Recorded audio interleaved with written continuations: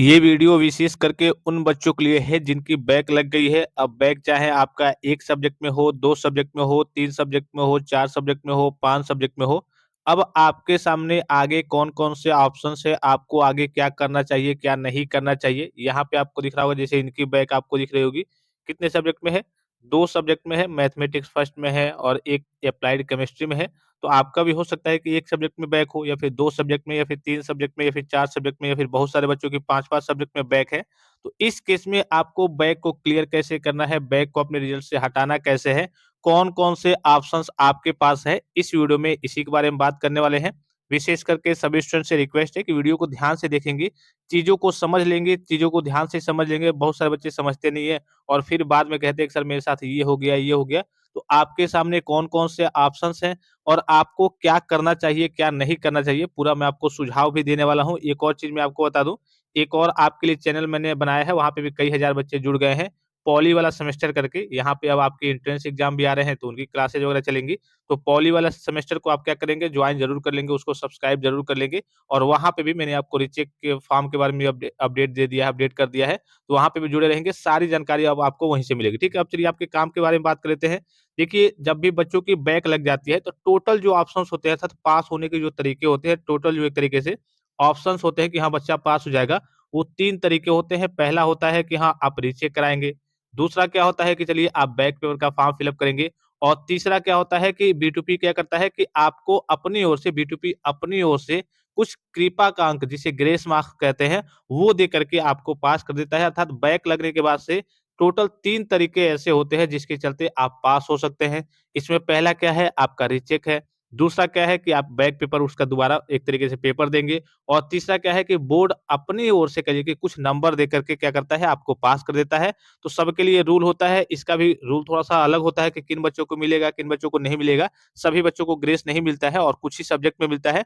तो सबसे पहले हम बात कर लेते हैं ग्रेस मार्क्स के बारे में ही थोड़ा-सा बात कर लेते हैं। हाँ, एक और चीज़ मैं आपको बता दूँ लगे हाथों कि बहुत सारे बच्चे कन्फ्यूजन में थे कि सर मेरी फर्स्ट सेमेस्टर में या फिर थर्ड में या फिर फिफ्थ में 5 सब्जेक्ट में बैक लग गई है, 6 सब्जेक्ट में बैक लग गई है, क्या मैं नेक्स्ट सेमेस्टर में जाऊँगा या फिर नहीं जाऊँगा? तो सभी बच्चे जब भी आपका ऑड सेमेस्टर अर्थात first semester, third semester, fifth semester, first, third और फिफ्थ को ऑड कहते हैं। तो जब भी आपकी ऑड सेमेस्टर का आपका जब रिजल्ट आता है और आपकी बैक लगती है, चाहे आपका कितना भी सब्जेक्ट में 10-10 सब्जेक्ट में बैक लग गया हो, कोई दिक्कत की बात नहीं है। आप नेक्स्ट सेमेस्टर में ऑटोमेटिकली चले गए हैं। ईयर बैक कब लगती है, आप फेल कब होते हैं? इवेन सेमेस्टर में। जैसे आपका first semester, third semester, fifth semester का रिजल्ट आया है, वैसे अभी आप सेकंड सेमेस्टर, फोर्थ सेमेस्टर और सिक्स्थ सेमेस्टर की पढ़ाई कर रहे हैं। जैसे इसका एग्ज़ाम देंगे, इसका रिजल्ट आएगा, तब आपका ओवरऑल रिजल्ट देखा जाता है। फर्स्ट सेमेस्टर, सेकंड सेमेस्टर मिलाकर के फर्स्ट ईयर का ओवरऑल रिजल्ट देखा जाएगा। थर्ड सेमेस्टर, फोर्थ सेमेस्टर मिलाकर के सेकंड ईयर का ओवरऑल रिजल्ट देखा जाएगा। फिफ्थ सेमेस्टर और सिक्स्थ सेमेस्टर मिलाकर के फाइनल ईयर का ओवरऑल रिजल्ट देखा जाएगा। तो मान लीजिए एग्जांपल के लिए मैं बता रहा हूँ कि कोई फर्स्ट ईयर का बच्चा है तो उसने फर्स्ट सेमेस्टर का एग्जाम दिया अभी फिलहाल में, तो सब बच्चे नेक्स्ट सेमेस्टर में तो सब बच्चे चले गए हैं। अब सेकंड सेमेस्टर की वो पढ़ाई कर रहा है, सेकंड सेमेस्टर का एग्जाम देगा। जैसे ही सेकंड सेमेस्टर का एग्जाम दे लेगा, रिजल्ट आएगा, तो उसका ओवरऑल फर्स्ट ईयर का रिजल्ट एक ही साथ आएगा। फर्स्ट सेमेस्टर और सेकंड सेमेस्टर का एक ही में रिजल्ट आएगा। अब इन दोनों सेमेस्टर में देखा जाएगा कि बच्चे की 5 बैक है क्या? अगर 4 बैक रहती है तब इस केस में आपका थर्ड सेमेस्टर अर्थात सेकंड ईयर में एडमिशन हो जाएगा। अगर आपकी 5 बैक होती है या फिर 5 से ऊपर बैक होती है, तो इस केस में आप क्या हो जाते हैं, फेल हो जाते हैं और आपको 1 साल फिर से फर्स्ट ईयर में पढ़ना होगा। जिस भी ईयर में आपकी 5 बैक लगती है अर्थात जिस भी मान लीजिए कि सेकंड ईयर का जैसे ओवरऑल रिजल्ट आया, ऐसे ही फाइनल ईयर का आया, तो अगर आपकी 5 सब्जेक्ट में बैक है टोटल या फिर उससे ऊपर बैक है, तो इस केस में 1 साल और फिर से आपको क्या करना होता है, रिपीट करना होता है, फिर से आपको उसको पढ़ना होता है। तो ये तो समझ गए कि हाँ, सभी बच्चे नेक्स्ट सेमेस्टर में चले गए हैं, अभी आपका ईयर बैक फेल वाला मामला है नहीं। आप जैसे इवेंट सेमेस्टर में जाएँगे, उसका रिजल्ट वगैरह आएगा, तब ओवरऑल आपका फर्स्ट ईयर, सेकंड ईयर और फाइनल ईयर का रिजल्ट देखा जाएगा। उसमें अगर आपके 5 या फिर 5 से ऊपर सब्जेक्ट में बैक रहती है, तब इस केस में क्या होते हैं, आप ईयर बैक की कैटेगरी में चले जाते हैं, आप पूरे पूरे तरीके से फेल हो जाते हैं और दोबारा 1 साल आपको रिपीट करना होता है। ये डाउट्स तो सभी बच्चों का क्लियर हो गया होगा कि हाँ, इसमें आपको सेमेस्टर वाइज़ आप फेल नहीं होते हैं, सभी बच्चे नेक्स्ट सेमेस्टर में चले गए हैं, ठीक है? अब ऑप्शंस की बात कर लेते हैं। मैंने आपको बताया कि 3 ऑप्शंस हैं। पहला ऑप्शन क्या है कि आप रीचेक का फॉर्म फिल अप कीजिए। रीचेक के फॉर्म के बारे में मैंने आपको दूसरे चैनल के माध्यम से अपडेट कर दिया है कि कब तक आपका रीचेक का फॉर्म आएगा और कैसे भरना है ये भी मैं आपको बता दूँगा, ठीक है? आपको बहुत ज़्यादा जल्दीबाज़ी नहीं करनी है। अब रीचेक किन बच्चों को कराना चाहिए? अगर आपके अंदर देखिए रीचेक की बात करें तो रीचेक में ये होता है कि आपकी कॉपी दोबारा जाँच होती है। क्या होती है? आपकी कॉपी दोबारा जाँच कर होती है और नया टीचर आपकी कॉपी को जाँच करता है। तो अगर आपके अंदर थोड़ा बहुत कह लीजिए कि कॉन्फिडेंस होगा कि हाँ भाई, हमने अच्छा खासा लिखा था, हमारे इतने कम नंबर तो आने नहीं चाहिए थे। हमने बहुत बढ़िया से लिखा था, बहुत अच्छे खासे तरीके से लिखा था। तो इस केस में क्या करेंगे, आप रीचेक की ओर जाएँगे। रीचेक की फीस की बात करें तो पर सब्जेक्ट आपका ₹500 रीचेक का फीस लगता है। रीचेक जिसे रिवोल्यूशन कहते हैं। पर सब्जेक्ट आपका कितना लगता है? ₹500 लगता है। मान लीजिए कि किसी बच्चे के 3 सब्जेक्ट में उसको रीचेक कराना है। हाँ, रीचेक में ये भी समझ लीजिए कि रीचेक आप किसी भी सब्जेक्ट का करा सकते हैं। जैसे मान लीजिए कि आपके 5 सब्जेक्ट है या फिर 6 हैं, जितने भी सब्जेक्ट हैं और आपको लगता है कि नहीं, इसमें तो मैं फेल हो गया, ठीक है। लेकिन इस सब्जेक्ट में मैं फेल नहीं होना चाहिए था क्योंकि इसमें मैंने अच्छे से लिखा था, तो केवल उसी में आप रीचेक करा सकते हैं। आप 2 सब्जेक्ट में रीचेक कराना चाहते हैं, 2 में, 3 में कराना चाहते हैं, 3 में, सब में कराना चाहते हैं, सब में रीचेक करा सकते हैं। अर्थात कहने का मतलब है कि सारे ऑप्शंस होते हैं, आप जितने सब्जेक्ट में रीचेक का फॉर्म फिल अप करना चाहते हैं, एक ही सब्जेक्ट में आप अपनी कॉपी को एक सब्जेक्ट है, जो आपको लगता है कि इसमें तो मैं फेल हो गया हूँ, रिजल्ट में तो फेल दिखा रहा है, लेकिन मैंने बहुत अच्छे से लिखा था, तो केवल उसमें आप रीचेक का फॉर्म फिल अप करेंगे। अगर आपको सब में लगता है कि नहीं, सब में मैंने बहुत बढ़िया लिखा था, मेरे नंबर कम आए हैं, तो सब में आप रीचेक का फॉर्म फिल अप कर सकते हैं। एक और मैंने आपको विशेष वीडियो वहाँ प्रोवाइड किया है, फिर से बता दूँगा कि रीचेक में नंबर बढ़ते हैं या फिर नहीं, किन बच्चों के बढ़ सकते हैं, किन बच्चों के नहीं। लेकिन सबसे मेन इसमें यही है कि आपके अंदर कॉन्फिडेंस होना चाहिए। भई जब आप लिखे ही नहीं है, मान लीजिए कि सपोज़ कीजिए कि आपका 60 नंबर का पेपर था और आपने लिखा है 15 नंबर लायक और आपको मिला है 12 नंबर, फिर आप रीचेक का फॉर्म फिल अप करेंगे तो कोई फ़ायदा नहीं। जब आपने लिखा ही नहीं है, तो कोई भी एग्ज़ामिनर आएगा आपकी कॉपी को दोबारा जाँच करेगा, तो भाई वो भी ऐसे ही जाँच करेगा, चलिए बच्चे ने 15 नंबर लायक लिखा है, तो थोड़ा नंबर काट के ही दिया जाता है, तो 12 नंबर 10 नंबर दे देगा। इस केस में आपका रीचेक से कोई फ़ायदा नहीं है, आप पैसा वेस्ट करेंगे, कोई फ़ायदा नहीं है, ठीक है? तो जिन बच्चों के अंदर कॉन्फिडेंस होगा कि हाँ, हमने लिखा था 25, 30, 35, 40 नंबर लायक लिखा था और मेरे नंबर काफ़ी कम आए हैं, वो बच्चे रीचेक की ओर जा सकते हैं। पर सब्जेक्ट आपका ₹500 फीस रहेगा पर सब्जेक्ट, ठीक है? अगर आपके 2 सब्जेक्ट है तो 1000, 3 है तो 1500, 4 है तो 2000, ऐसे आपका रीचेक का फीस लगेगा। फॉर्म जल्दी आने वाला है, मैंने आपको दूसरे चैनल के माध्यम से बताया भी है और उसके बाद से फॉर्म कैसे फिल अप करना है, ये भी मैं आपको पूरा प्रोसेस बता दूँगा। तो ये रीचेक वाले बच्चे समझ गए कि हाँ, एक ऑप्शन क्या मिलता है, आपको रीचेक का ऑप्शन मिलता है। जो बच्चे रीचेक कराना चाहते हैं, अपने रिजल्ट से संतुष्ट नहीं है, वो क्या कर सकते हैं, रीचेक की ओर जाकर के अपनी कॉपी को दोबारा जाँच करा सकते हैं। दूसरा क्या ऑप्शन रहता है, चलिए मान लीजिए कि आपको लगता है आपकी तो बैक लग गई है, अब भाई आपको लगता है कि नहीं, रीचेक में मेरा क्लियर नहीं होगा, तो आप रीचेक का फॉर्म नहीं फिल अप करेंगे। भाई जब क्लियर नहीं होगा तो पैसा वेस्ट करने से क्या फ़ायदा है? तब नेक्स्ट सेमेस्टर में ही आपको, अगले सेमेस्टर में ही सभी बच्चों को मौका मिलेगा कि हाँ, आप बैक पेपर का फॉर्म फिल अप कीजिए और बैक पेपर का एग्ज़ाम दीजिए, अर्थात दोबारा उसका एग्ज़ाम दीजिए, ठीक है? तो आप रीचेक मत कराइए। जब आपको लगता है कि भाई मेरा क्लियर नहीं हो पाएगा, तो रीचेक कराने से कोई फ़ायदा नहीं है। तब आप क्या करेंगे, डायरेक्टली अभी आपका नेक्स्ट सेमेस्टर होने वाला है, second semester, fourth semester, sixth semester, उसमें आपको उस सब्जेक्ट का और जो आपका और सेमेस्टर में बैक लगा है, उसका आपका बैक पेपर होगा, तो उसका बैक पेपर का फॉर्म आपको फिल अप करना होगा और उसका एग्ज़ाम देकर के उसको क्लियर एक तरीके से फिर से पढ़ के उसको एग्ज़ाम देकर के उसको आपको क्लियर करना होगा। तो ये एक दूसरा ऑप्शन है और इसमें थोड़ा-सा फीस कम लगता है क्योंकि बैक पेपर की फीस आपकी 1 सब्जेक्ट में बैक है या फिर 2 सब्जेक्ट में आपकी बैक है तो ₹200 लगेगा। अगर इससे ऊपर जितना जाएँगे, जैसे 3 सब्जेक्ट में आपकी बैक हो गई तो प्लस ₹100 ऐड होते जाएगा।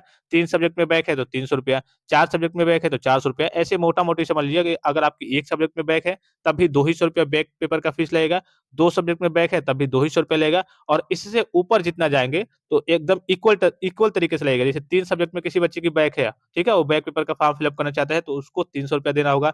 4 सब्जेक्ट में बैक है तो ₹400, 5 सब्जेक्ट में बैक है तो ₹500। बस यहाँ पे कन्फ्यूजन होता है 1 और 2 सब्जेक्ट में, तो अगर आपकी 1 सब्जेक्ट में बैक है तब भी ₹200 लगेगा और 2 सब्जेक्ट में बैक है तब भी आपका ₹200 लगेगा। तो इसमें थोड़ा-सा फीस कम लगता है। अगर आपके अंदर कॉन्फिडेंस है कि हाँ, मेरा रीचेक में क्लियर हो जाएगा, तब भी आप रीचेक की ओर जाएँगे। नहीं कॉन्फिडेंस है तो भाई यहाँ पे आपको 5-500 रुपया वेस्ट करने से कोई फ़ायदा है? नहीं, कोई फ़ायदा नहीं है, ठीक है? तो आप यहाँ नहीं जाएँगे, डायरेक्ट बैक पेपर का फॉर्म फिल अप करेंगे और बैक पेपर का एग्ज़ाम देकर के उसको क्लियर करेंगे। तीसरा एक ऑप्शंस होता है जो कि बोर्ड अपनी ओर से देता है, तो इसके बारे में मोटा-मोटी मैं आपको आइडिया दे दे रहा हूँ और एक और डिटेल में मैं आपको वीडियो प्रोवाइड कर दूँगा।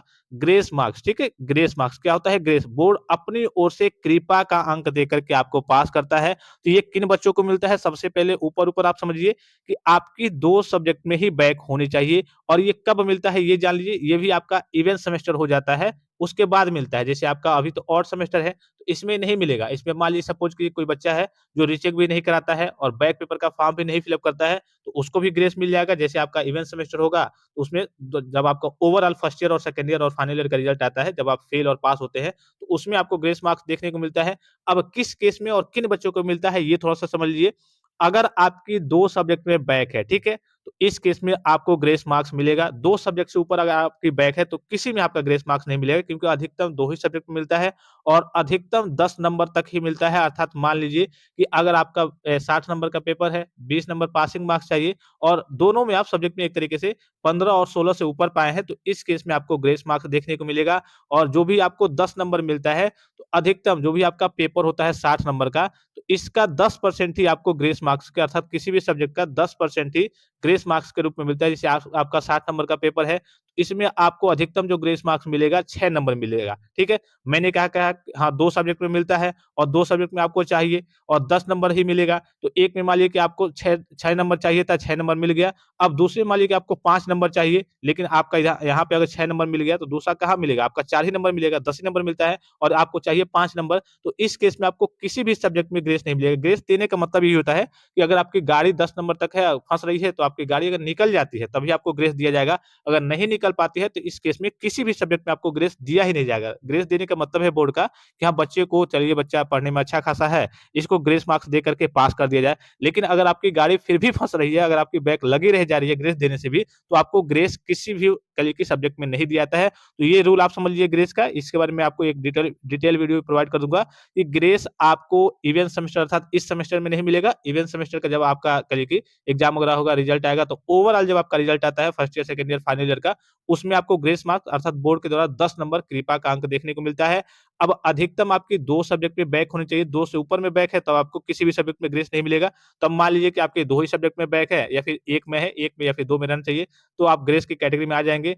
अधिकतम आपको 10 नंबर ही चाहिए, ठीक है? अब 10 नंबर में देखिए, अधिकतम आपको मान लीजिए कि सपोज़ कीजिए कि 10 नंबर चाहिए, आपकी मान लीजिए कि 1 ही में बैक है, ठीक है? और आपको 9 नंबर चाहिए, तो इस केस में आपको ग्रेस मार्क्स नहीं मिलेगा। आप सर कहेंगे, सर आपने तो कहा कि 10 नंबर तक मिलता है और अधिकतम 2 सब्जेक्ट में मिलता है और मुझे तो 1 ही में करिए कि ग्रेस मार्क्स चाहिए और 9 नंबर चाहिए, तो मिल जाएगा भाई, 10 नंबर मिलता है तो नहीं। मैंने ये भी आपको साथ-साथ बताया कि जितना नंबर का आपका पेपर होता है 60 नंबर का, इसका आपको एक सब्जेक्ट का 10% ही आपको ग्रेस मार्क्स के रूप में देखने को मिलता है। तो यहाँ पे 60 नंबर का आपका पेपर हो गया, तो इसका 10% कितना होगा? 6 नंबर, अर्थात 2 सब्जेक्ट में तो आपको ग्रेस मार्क्स मिलता है और अधिकतम 10 नंबर तक मिलता है, लेकिन एक सब्जेक्ट में जो अधिकतम आपको मिलेगा वो 6 नंबर तक मिलेगा और आपको एक ही सब्जेक्ट में 9 नंबर चाहिए, तो इस केस में आपको ग्रेस मार्क्स नहीं मिलेगा। तो ये चीज़ आप समझ गए कि हाँ, जितना भी आपका पूर्णांक होता है उसका 10% ही आपको ग्रेस मार्क्स के रूप में मिलता है। अब एक में 6 मिल गया और एक में 4 चाहिए, तो इस केस में आपका 10 नंबर हो जाएगा, 10 नंबर तक मिल जाएगा। अब मोटा-मोटी मैं आपको आइडिया बता दे रहा हूँ कि अगर आपके मन में कन्फ्यूजन भी है, ये रूल आपको नहीं समझ में आ रहा है या फिर इस पे आप ध्यान नहीं देना चाहते हैं, तो मोटा-मोटी आपका आइडिया क्या है,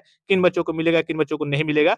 तो इवेंट सेमेस्टर का जैसे ही आपका फर्स्ट ईयर, सेकंड ईयर और फाइनल ईयर का रिजल्ट आता है और आपका 60-60 नंबर का, जैसे कि 60-60 नंबर का पेपर है। अगर आपकी 2 सब्जेक्ट में बैक है, ठीक है? और एक में आपका 2 सब्जेक्ट में बैक है, एक में आपका 14 नंबर मिला है और एक में आपका 16 नंबर मिला है, अर्थात कहिए कि 15 से ऊपर या फिर कहिए कि 14 और 16 मिला है और इससे ऊपर मिला है, तब इस केस में डायरेक्टली आपको ग्रेस मार्क्स देखने को मिल जाएगा, ठीक है? अब कैसे मिलेगा वो मैं आपको बता दे रहा हूँ। अगर 14 नंबर है, तो आपको मैंने बताया कि अधिकतम 10 नंबर तक मिलता है और आपको चाहिए कितना? यहाँ से 6 चाहिए, यहाँ से 4 चाहिए, 10 नंबर चाहिए।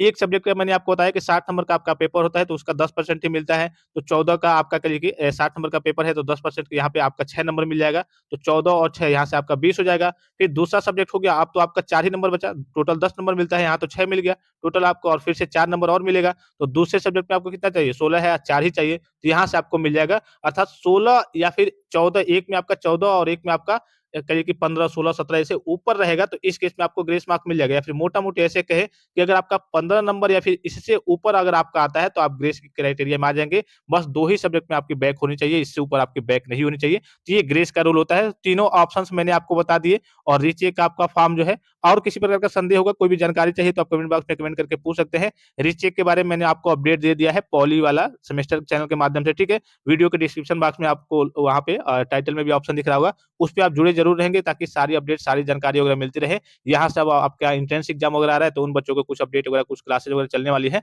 सेमेस्टर वाले जितने भी बच्चे हैं अभी पढ़ाई कर रहे हैं बी2बी के अंतर्गत, उनकी सारी अपडेट्स आपको वहीं से देखने को मिलेंगी। तो और किसी प्रकार का संदेह हो, कोई भी जानकारी चाहिए तो आप कमेंट बॉक्स में कमेंट करके पूछ सकते हैं। फिलहाल इस वीडियो में इतना ही, इजाज़त दीजिए। धन्यवाद। Thanks for watching. मिलते हैं नेक्स्ट वीडियो में।